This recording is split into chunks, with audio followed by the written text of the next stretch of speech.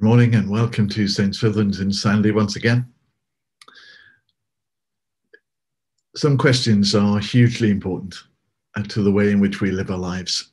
What do I think about myself? What do I think about others? It affects the way in which I behave every day. My hopes, my dreams, the risks I take, the priorities and the focus of my life. And much of this is subconscious. Much is affected by other people and their behavior towards me. But a lot can be done by making good choices and being consciously aware of what I feed my mind with. In psychological terms, people use cognitive behavioral therapies to change patterns of behavior, mindfulness to aid our mental health. In terms of diet, it's been said, you are what you eat.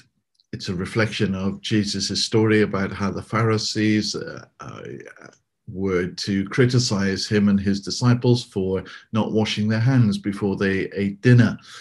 And Jesus says to them, it's not what goes into a man that makes him unclean, but what comes out of a man.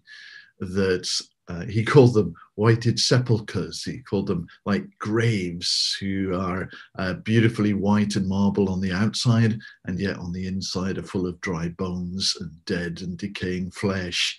What an amazing picture. But he says it's what comes out of a man that is so important, and it's from the heart of a person that comes good things or bad things, kindnesses to other people or evil thoughts coming from the inside of our hearts. Descartes, Rene Descartes said in an attempt to show that we exist, he made the statement in Latin, cogito ergo sum, I think, therefore I am. But what you think you are and what you think about yourself, what you fill your mind with matters and affects the way in which you act. You might say that I think, therefore I am, I think. What you are and what you think about and what you fill your mind with matters because it affects the way in which we act. I love this little picture because it illustrates something that's important. Anybody that's ever had a cat with a litter of kittens knows that kittens have an amazing capacity for life. Just see the hundreds of thousands of YouTubes of kittens doing amazing things. It's almost as if the DNA of a lion lives within every kitten. Jesus had an amazing capacity to paint pictures with just a few words and imprint them in our mind and memory, like this little picture. We call them parables. They carry a powerful message, simple enough for a child and complex enough for a doctoral scholarship. Beautiful, profound words spoken by Jesus to his followers. Listen to this little phrase, fear not, little flock, for it is your Father's pleasure to give you the kingdom. Comes from Luke chapter 12, where Jesus is telling them not to worry, to observe the birds of the air and the flowers of the field, and to put their life in his hands. And so he says, fear not, little flock, for it is your Father's pleasure to give you the kingdom. Sometimes I wake up in the morning and I say, good morning, Lord. And there are other mornings when I wake up and I say, good Lord, morning? Huh. Some of us are habitually like that, anxious and afraid. We feel belittled by other people and weighed down by the cares of the world and the circumstances of our life. To you, Jesus says, ever so tenderly, fear not, little flock, fear not, little lamb. Others of us, and at times, and all of us, are glad to be alive. We long to achieve great things, to live expansively in an exciting adventure of passion and courage and enthusiasm. And to us and to you, Jesus says, ever so invitingly, it is your Father's pleasure to give you the kingdom. Don't waste your life simply on seeking fame and fortune. Learn a lesson from the flowers of the field and the birds of the air. Seek first the kingdom of God, and everything else will be given to you. Just think about those two things. Committed to your conscious thought process. Jesus says, do not be afraid, little flock. Fear not, little flock, for it is your Father's pleasure to give you the kingdom. There's two great things for when I'm anxious and when I'm confident. I think, therefore I am. And what do you think of him? What does he think of you? These are the great questions of life. How we live our life is dependent upon the way we think of him and the way he thinks of us. Little boy Reuben went to nursery for the first time 2 weeks ago, and he went in on the first day with tears and trepidation and very fearful. At the end of the week, he said, "Mummy, can we play schools? You be the teacher and you wait at the door for me to come. And when I come, you say how excited you are to see me." Brilliant. I love that. What a lovely teacher he must have.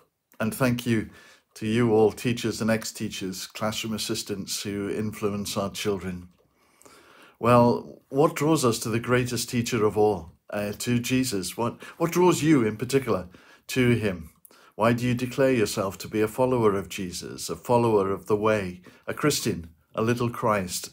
What power is there in Jesus that inspires you to sacrifice, to do good when it costs you? Jesus said, "What good is it if you only love those who love you, if you only do good to those who will pay you back? Even the pagans do these things. But I tell you, love your enemies, do good to those who despitefully use you."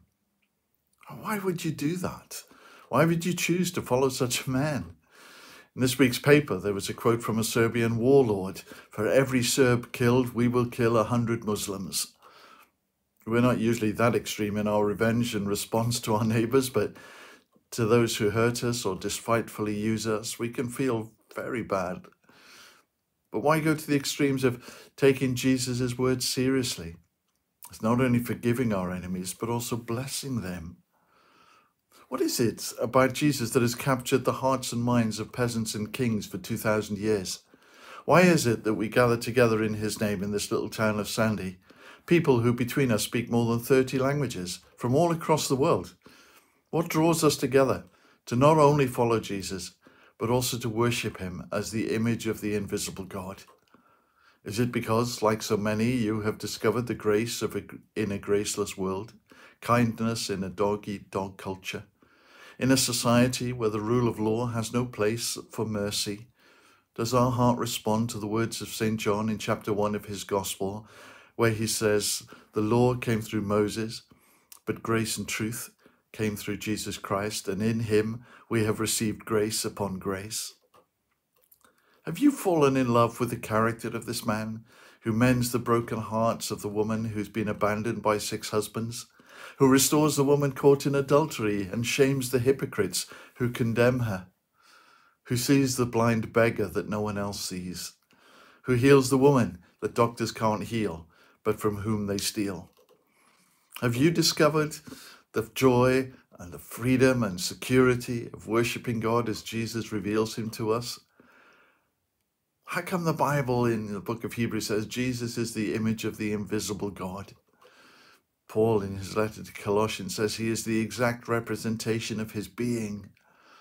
Jesus himself said, "If you have seen me, you have seen the Father. I and the Father are one." John, his friend, records it in chapter 15.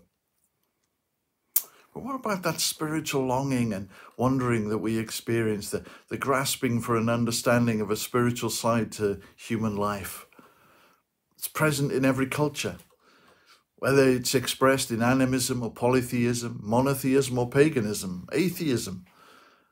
People search for meaning and search for a spiritual side of being human. In Jesus, we discover not some vague concept of God or spiritual beings, but everyday imagery that we can relate to and understand the principles of. For Jesus said, God is like a father who waits with love and longing for the return of his prodigal son. He's like a farmer who sows seed in the field and expects a harvest. He's like a gardener pruning a vine. It's like a judge to whom one day we will give account for how we have lived.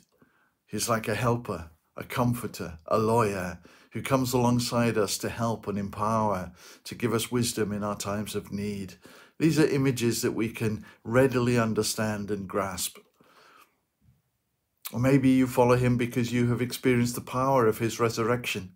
You've seen in others and in yourself his ability to restore hopes and dreams, to bring forgiveness, to restore marriages, to bring joy where previously depression had reigned.